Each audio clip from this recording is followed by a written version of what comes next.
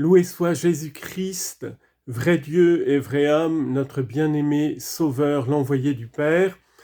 Loué soit Jésus-Christ et sa Sainte Mère que nous fêtons aujourd'hui dans le mystère de la visitation à sa cousine Élisabeth. C'est un évangile absolument extraordinaire que nous trouvons dans l'évangile de Luc, un évangile qui est plein de dynamisme, de joie, de fraîcheur, d'exultation.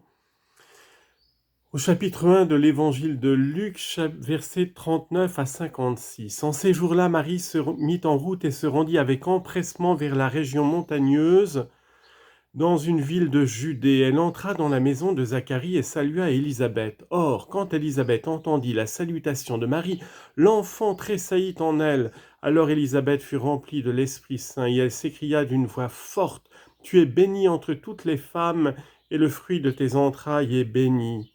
D'où m'est-il donné que la mère de mon Seigneur vienne jusqu'à moi? Car lorsque tes paroles de salutation sont parvenues à mes oreilles, l'enfant a tressailli d'allégresse en moi.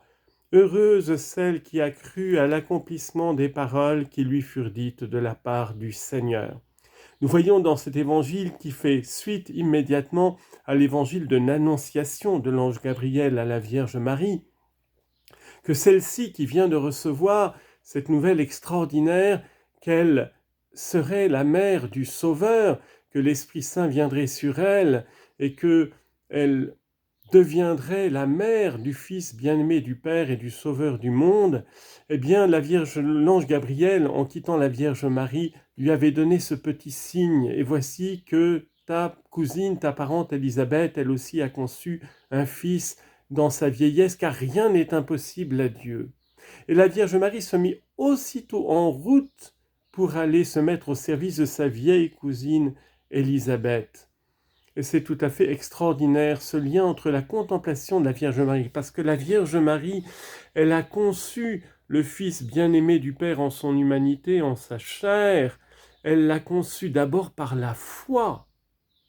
Elle crut. Et c'est ce que proclame, c'est cette béatitude de la foi de la Vierge Marie que proclame Élisabeth.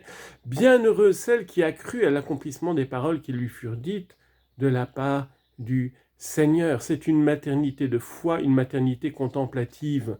Il n'y a aucune autre mère qui peut prétendre avoir ce privilège d'avoir une maternité qui est d'abord une maternité de foi et de contemplation.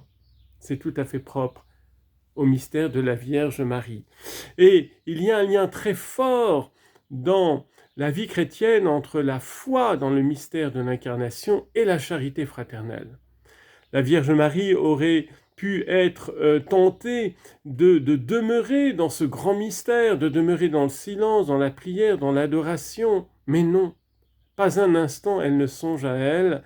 Aussitôt elle court se mettre au service de sa cousine Élisabeth.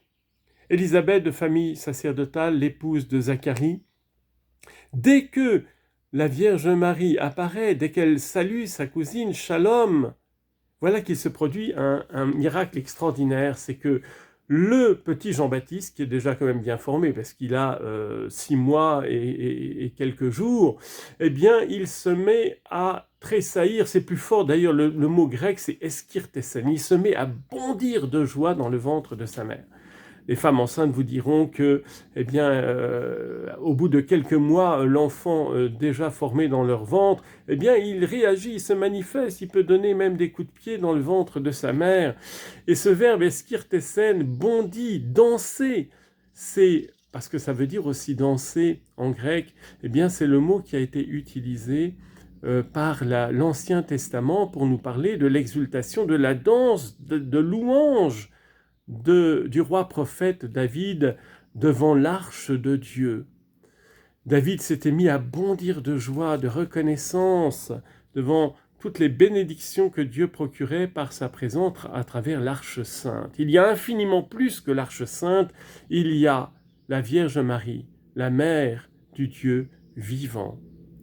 Et Jean-Baptiste est un prophète extraordinaire parce qu'il se met à prophétiser dès le ventre de sa mère en bondissant de joie dans le ventre de sa mère, et dans cette intimité extraordinaire entre la mère et le petit enfant qu'elle porte, eh bien, Élisabeth est remplie de l'Esprit Saint, et c'est elle qui va être le porte-voix de la prophétie de Jean-Baptiste. Elle va se mettre à d'abord manifester son étonnement. Mais d'où m'arrive ce bonheur que vienne à moi la mère de mon Seigneur? Et c'est le mot kurios, hemeter tu kurioumu au génitif, kurios au nominatif, le mot Seigneur, qui dans la Bible grecque, dans l'Ancien Testament, mais aussi dans tout le Nouveau Testament, sert à traduire le tétragramme sacré.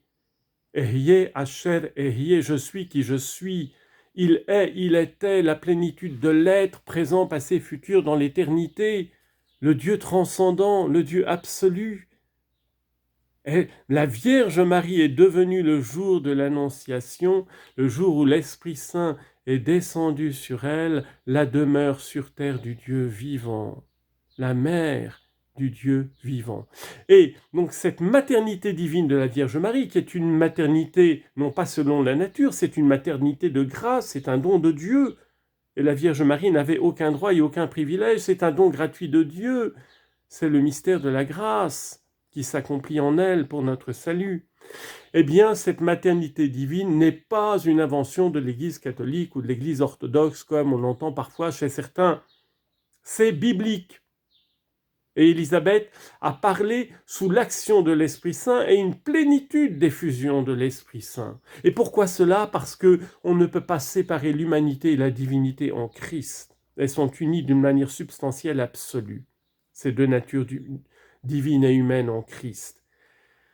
On ne peut pas séparer ce que Dieu a uni, comme le dit la parole de Dieu dans le livre de la Genèse. Ce que Dieu a uni, que l'homme ne le sépare pas. C'est la parole du Christ à propos de l'institution du mariage. Mais c'est une vérité encore plus essentielle dans le mystère de l'incarnation, où la très sainte Trinité a épousé notre nature humaine par le bien-aimé du Père, le Fils bien-aimé du Père, lumière née de la lumière. Cette maternité divine de la Vierge Marie a été proclamée au concile d'Éphèse en 431, suite à l'hérésie de Nestorius, patriarche de Constantinople, qui s'était mis à prêcher que la Vierge Marie n'aurait été que la mère de l'humanité du Christ et surtout pas de sa divinité. Donc, cela remettait en cause ce mystère de l'union hypostatique, de l'union dans l'être même du Verbe de Dieu, de sa nature divine avec la nature humaine. Et donc le concile d'Éphèse a proclamé la maternité divine de la Vierge Marie et en même temps cette union absolue. Jésus est vraiment vrai Dieu et vrai homme. C'est notre foi chrétienne qui nous le fait proclamer. Car lorsque tes paroles de salutation sont parvenues à mes oreilles, l'enfant a bondi d'allégresse en moi. Oui, bienheureuse celle qui a cru à l'accomplissement des paroles qui lui furent dites de la part du Seigneur. La réponse de la Vierge Marie dans son Magnificat, eh bien c'est pour rendre gloire uniquement à Dieu. Marie ne se regarde pas, elle ne se laisse pas flatter par cette louange. Elle est d'une telle pauvreté, un abîme de pauvreté, de simplicité, d'humilité. Elle ne fait que rendre toute la gloire à Dieu. Mon âme exalte le Seigneur, exulte mon esprit en Dieu mon Sauveur. Il s'est penché sur l'humilité de sa servante. Et c'est même en grec le mot doulet, de son esclave.